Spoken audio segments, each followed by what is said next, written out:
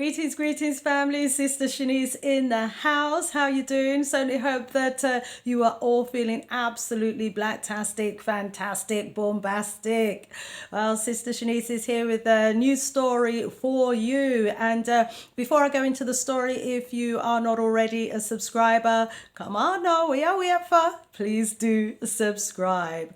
And thank you so much for passing by my channel. To all of my Patreons, thank you so much. Okay, today's news story, family, is about a prolific paedophile who has been a known offender for decades, who is amongst those that has been kidnapped in Haiti. Let me bring you the story. Well, family, many of you may already be aware that 17 US hostages have been held in Haiti. Apparently, a local gang is said to be behind the kidnapping of the 17 missionaries. 16 of them are US nationals and one of them a Canadian national. And the kidnappers are demanding £17 million in return for their safe return. 1 million per hostage. Well, family, what do we know about the organization that these hostages are part of? And what do we know about at least one of the individuals that was part of that group? Well, the organization, missionary organization, goes by the name of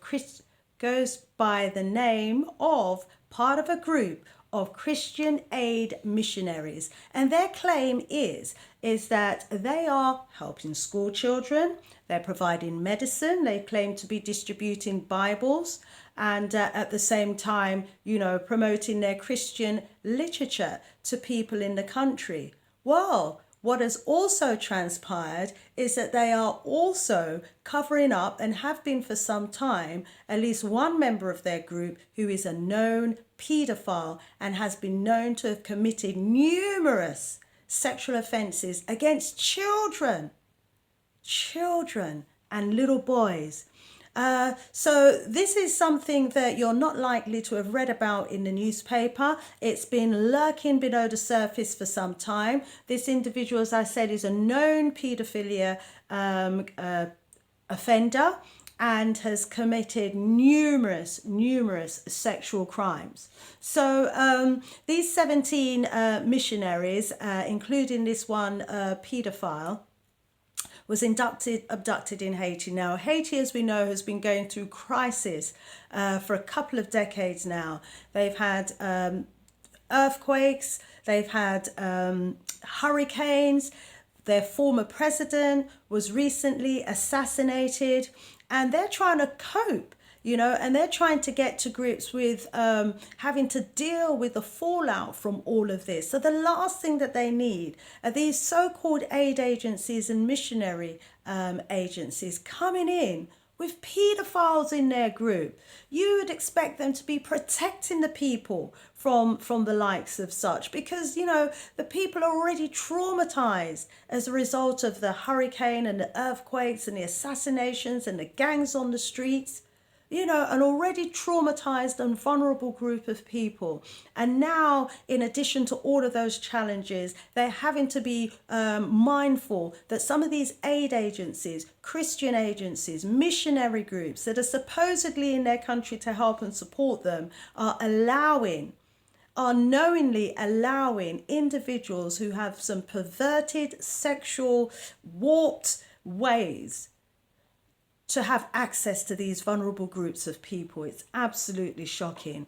And, family, something we all ought to be concerned about, So, how has this been allowed to happen? What is the situation in America? Why is it that, this is not the first, and why is it that there are so many of these type of cases that we hear about in Africa through the aid agencies? Well, for those of you who are familiar with some of the statistics out from America, you will know that the National Center for Missing Persons and Exploited Children have on their register at least just under a million sex offenders, under a million registered US sex offenders. Now, those are just the ones who are registered. and those are the ones who have just been caught and, have been required to put their name on this register. So this situation of perverts and pedophiles is a pandemic in America. So, the country actually knows that it has this major paedophilic problem. So you would expect them to have tight border controls, that you would expect them to be ensuring that none of these registered or recorded paedophiles are actually allowed to leave the country. But clearly, we're hearing too many of these incidences from the Gambia, from the Congo, and all other parts of Africa and the Caribbean to suggest that these border controls and these sex registers and these offenders are not being stopped from being allowed to leave their country of origin. So we've got these sexual perverts that come into African countries, that come into the Caribbean, and, they masquerade as tourists, or they join these Christian aid organizations and come in masqueraded as missionaries, or under the cloak of being an aid agency representative so that they can have access to vulnerable children and vulnerable young adults. This is a serious problem that needs to be addressed. So let me give you an idea of the extent of the problem in America. It is actually documented that sex offenders are so high in some American states that in, for example, Wilmington, Delaware, there is one sex offender for every 107 adults.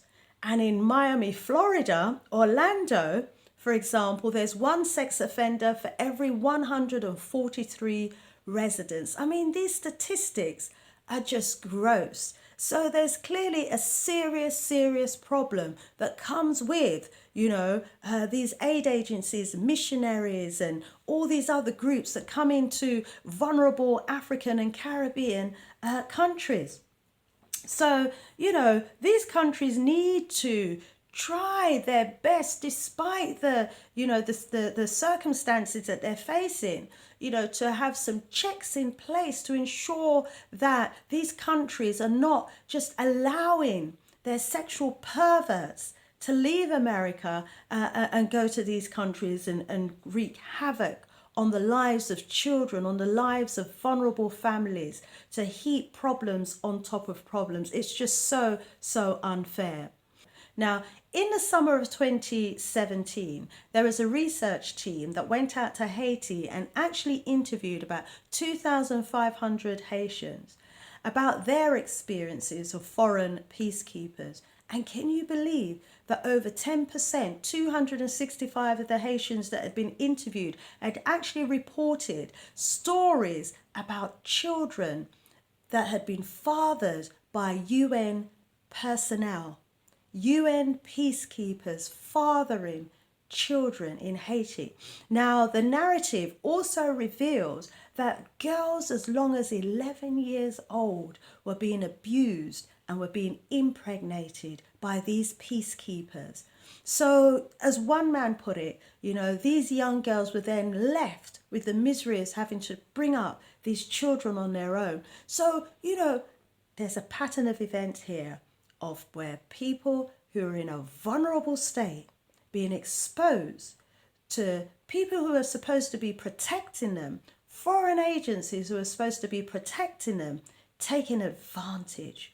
So there are various media organizations out there as well who have also reported that minors were being offered food, were being offered small amounts of cash in return for sexual favors, and that these UN personnel and a group that's mentioned is MINUSTA was actually linked to a sex ring that operated in Haiti, and that this sex ring seemed to have been operating with impunity.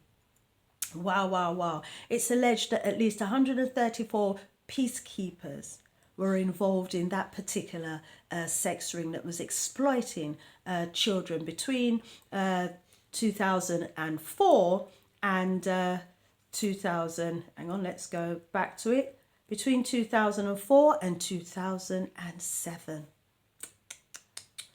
coincidentally, this happened to coincide with the time frame as well that this kidnapped sex offender was operating in Haiti as part of a missionary group as well. So Jeriah Mast, it's reported in 2019 that in 2013 he had been serving as a missionary to Haiti as part of the same Christian Aid ministry group, and he had been part of this ministry group for 6 years, and he was supposedly involved in helping victims who had suffered from the hurricane. He was allowed access to the schools. He was helping to deliver medical supplies. But in 2013 he confessed to 2 members of the Christian ministry organization that he had been involved in sexual activities with minors, and that this had taken place in Haiti as well as in Ohio.